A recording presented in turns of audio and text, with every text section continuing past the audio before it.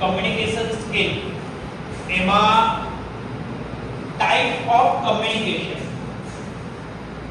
આપણે જે communication topic આવે એના કમ્યુનિકેશનના ટાઈપ કેવી રીતે પડે છે એ આપણે ખાલી આ ચાર્ટ દ્વારા આ ટ્રી દ્વારા આપણે થોડું એનું બેઝિક સમજીએ. પહેલું છે on the basis of expression method.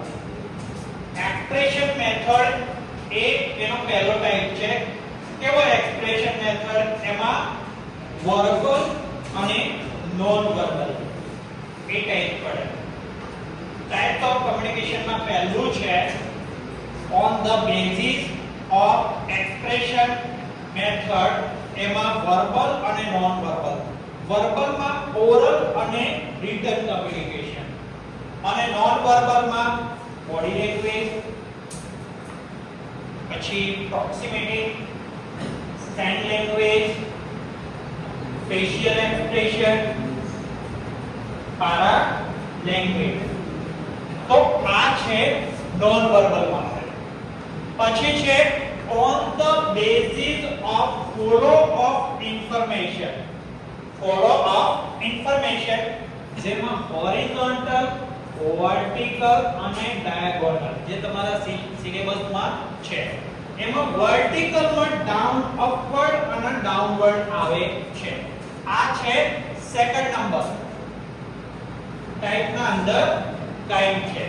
એના પછી છે પ્રકારો છે. થર્ડ નંબરમાં છે on the basis of relationship element.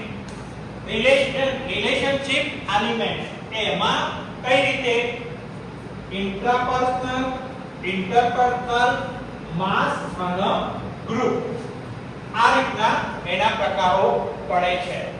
જ્યારે ચોથો પ્રકાર છે type of fourth number kind in. ચોથા નંબરમાં on the basis of purpose, organization, type. purpose અને organization type. હવે એમાં કેવી રીતે તમારે પ્રકાર પડે છે? ફોર્મલ અને ઇન્ફોર્મલ. ફોર્મલ અને ઇન્ફોર્મલ.